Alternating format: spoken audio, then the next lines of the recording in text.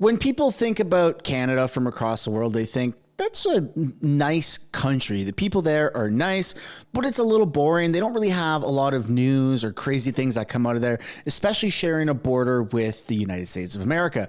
But lately, that just doesn't seem to be true. Like, yes, we are nice people, and that is our culture, although our culture is kind of defined as multiculturalism. We don't have any shortage of news, which is crazy because as someone who's been following the news quite heavily for at least a couple of years now, I've personally never seen anything this wild. We've got cabinet shuffles by the a last minute panic mode type of strategy from the current government. That happens to be a Liberal government. We've got a divorce as the second prime minister ever in Canadian history, followed by his father, of course. And now we have a speeding ticket to our finance minister who has gloated and gaslighted Canadians on driving gas vehicles, where she's actually said, I don't drive a car, I drive a bike. So we have a lot of things to cover in today's video, and I just want to take this moment here to welcome you back. Thanks for tuning in. I'd like to encourage you to give a like and subscribe if you haven't already. Really helps grow the channel. We're starting off today really hard by talking about Freeland's speeding ticket, which has gone kind of parabolic viral. A speeding ticket isn't inherently something newsworthy, but when it's from somebody who has gaslit an entire country, which for those who don't know or get triggered by the word gaslit, it's basically telling somebody that their reality is wrong. And that's what Freeland has done. You are wrong for driving gas vehicles. You are wrong for driving diesel vehicles. You're wrong for driving vehicles altogether because Freeland lives in Toronto, and we're going to see a video of her admitting this later on, where she says she doesn't even own a car. She doesn't own a car. She lives in Toronto. She uses her bicycle all year round, allegedly. And well, now she's caught with a massive fine for speeding at almost criminal levels. So buckle up because this is going to be pretty interesting. What kind of broke the internet was this tweet right here by the 6Buzz TV. Canadian Finance Minister Freeland has been charged for speeding after she was caught going 142 kilometers an hour on a 100 kilometer an hour highway in Alberta. Now, those numbers seem to be a little skewed because depending where you look, it's a little different, but we're going to get into that. And we're actually going to look at this through my favorite website, which is ground.news. This is my favorite website because it doesn't have a left-leaning or right-leaning, predominantly biased media coverage. It actually breaks it down for you. So you can see right here on the right side, it says 61% left-leaning, 17% center, and 22% right-leaning. In addition to that, they also have a browser extension, so you can pin things and you can get your news right from a browser extension, and as well as this blind spot right here, which basically shows you political or non-political bias media coverage, which is fantastic. So we're going to look at the Freeland speeding news through ground.news. And if you'd like to get a subscription to this, you can find a link for that down in the description below or the pinned comment for 30% off using the code MrSun. Again, the link for that is down in the description below. Let's take a look at what they have to offer here on ground.news. I won't do it again. Freeland on Alberta speeding ticket. The Deputy Finance Minister, Freeland, admitted to receiving a speeding ticket while driving between Grand Prairie and Peace River in Alberta. She was fined $273 for driving 132 kilometers an hour, exceeding the maximum speed limit of 110 kilometers an hour on a highway in Alberta. Freeland acknowledged her mistake and confirmed that she was paid. She has paid the fine in full following criticism she faced last month regarding her comments about not owning a car. And again, you can actually go from left news to right news in a click of a button or stay focused on center. And if you want to go through the media sources, you can do so by scrolling down. You've got True North, Global News, Rebel News, CBC. I mean, we all know that CBC leans left, and you have that right here, as well as Rebel News leans right. You have Government of Canada with high factuality and Rebel News with mixed factuality, not sponsored, no government subsidies, so they're independent. Independent, and you can see all of more articles and what the articles are pushing, or if they're factually correct or mixed factuality. Like Arab News has mixed factuality, National Post has high factuality. And for this reason and this reason alone, that's why I absolutely love Ground News, is it's the best way to get your type of news. So if you look at what $273 fine is, and you go to the alberta.ca speeding fines in Alberta, and you scroll down to 273, that means she was going 32 kilometers an hour over the speeding limit, which, correct me if I'm wrong, but that just feels like it's at a criminal level. Like, I don't remember, because I don't live in Ontario now, but I remember at some point in Ontario, I think it was, they had a breakdown. Maybe it was on the side of a highway. You know, if you go 5 or 10, if you go 10 over, it's a fine. If you go 20 over, it's like a fine plus demerit points, and 30 over, it's multiple demerit points plus a way bigger fine. So I feel like 32 kilometers an hour over the speed limit, not only is that extremely dangerous, and we should never be speeding like that. I mean, even if the flow of traffic is that high, I guess would be the only excuse for speeding that way, or emergency situations such as evacuating wildfires or floods, or the Liberal government, which maybe that's her excuse. I was escaping the Liberal government, which happens to be myself. That's probably what something Chrystia Freeland would have said to the police that pulled her over, but it just seems very irresponsible given that she has a history of gaslighting people and just saying that, hey, I don't need a car. And so we're going to take a look at that before we look at her remarks of, you know, being caught for speeding, which is just, it's kind of funny. This is the face that, well, yeah, this should be plastered everywhere. Don't speed or you'll look like this. I right now am an MP for downtown Toronto. A fact that still shocks my dad is I don't actually own a car. Because I live in downtown Toronto. I'm like, I don't know, 300 meters from the nearest subway. I walk, I take the subway, I make my kids walk and ride their bikes and take the subway. It's actually healthier for our family. I can live that way. She can live that way, but apparently not, because a $273 fine is, well, the price to pay for not living that way. Now we're going to take a look at a article here from Global News, which I got redirected. This is where I found this video. It says Global News leans left, high factuality. Chrystia Freeland fined for speeding in Alberta. I won't do it again. So let's take a look at this video here of her apologizing. I'm wondering what your reaction is to the leak about your speeding ticket, and do you have concerns about the fact that that was leaked publicly? So look, I did get a speeding ticket driving between Grand Prairie and Peace River. I was driving too fast, and I won't do it again. The reporter laughs and says that is it, because after all of the gaslighting, after all of the hypocrisy, the best that the finance minister of Canada can do says, yeah, I got caught and I won't do it again. How about, I'm sorry, how about, oh, it turns out that I don't just ride my bike everywhere like she has stated just a few months ago. And this is the issue with the Liberal government that most Canadians have, is you're just a bunch of hypocrites. You say things that you do or don't do, and it turns out that the reality is quite the opposite. So I'd love to know what you guys think down below in the comments of this story. A lot of people in Canada, even including senators, are just very pissed off with Chrystia Freeland. Let's take a look at this video here from Senator Denise Batters that was shared about Chrystia Freeland from Pierre Poilievre. Question for the Deputy Minister. What do you say to Prince Edward Islanders who woke up to a significant increase in gas, diesel, and oil this morning between 6 and 8 cents per litre? Okay, well, I have been talking about that with Heath and Sean. Heath and Sean and I had breakfast together before that. One of the key industries here on Prince Edward Island in particular is our tourist industry, and particular to that, our car tourist industry. People traveling from our region to this island to be tourists, with policies like the carbon tax and the clean fuel standards, which are by design meant to reduce consumption of fuel and reduce. Are you worried that's going to have a chilling effect on one of the key industries here on Prince Edward Island? So yeah, I'm very aware of that, and actually with a couple of my colleagues, we drove here last night from Halifax.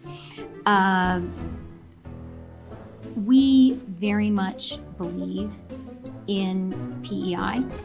We believe in the tourism industry, and we believe in the PEI economy overall. Today's announcement was about all of that. You guys are nice. I did want to say one more thing, though. I don't need you to retread the ground you've gone over, because you've answered this question from the other side. But you are facing a lot of pushback in this region, in particular from local politicians, local provincial governments that say this, they're not opposed to it, but it's coming too soon, too fast. They need more time to adapt. What is wrong with her face? You know what? I say I do really understand. I really understand the challenges. A fact that still shocks my dad is I don't actually own a car because I live in downtown Toronto. I'm like, I don't know, 300 meters from the nearest subway. I walk, I take the subway, I make my kids walk and ride their bikes and take the subway. It's actually healthier for our family. Then why, Chrystia Freeland, were you caught speeding and had to pay a $272 or $273 fine? Because the reality is, I'm going to use liberals' words against liberals. The reality is, it doesn't matter if you live in downtown Toronto or downtown Vancouver, if and when you inevitably leave your bubble of a 15-minute city. We're calling it right here. You need a car. You need a car to get around. You're gonna hitchhike. You're gonna ride your bicycle from Peace River to Calgary or wherever she was going, Red Deer to Peace River. It doesn't make any sense. You're looking at hundreds of kilometers. So it's too far even sometimes for electric vehicles to make it in one shot. And then you're stuck charging at an EV station for 2 hours, which doubles sometimes your trip. It doesn't make any sense. That's why people are fed up.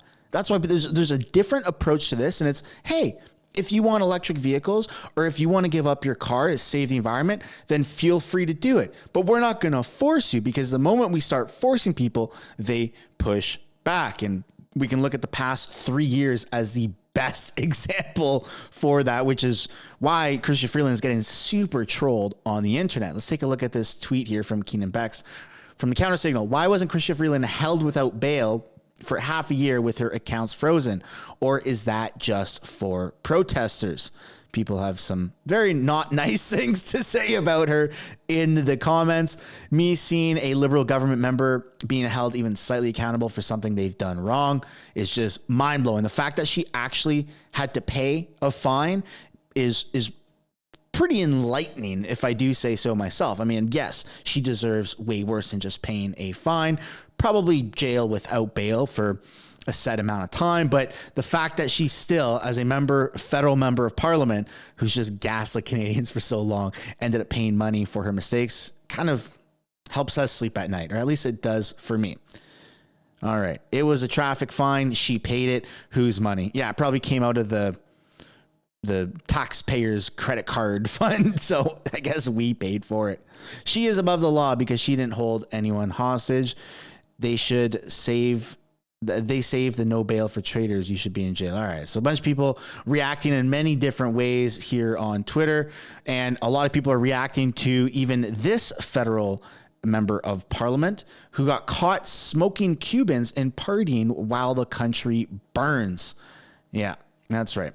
Let's take a look at this here. If you want to read the full article, you're going to have to go on the Counter Signal and, register. But Liberal ministers were grilled by the Counter Signal's editor-in-chief, Keenan Bex, on their carbon tax and involvement in China.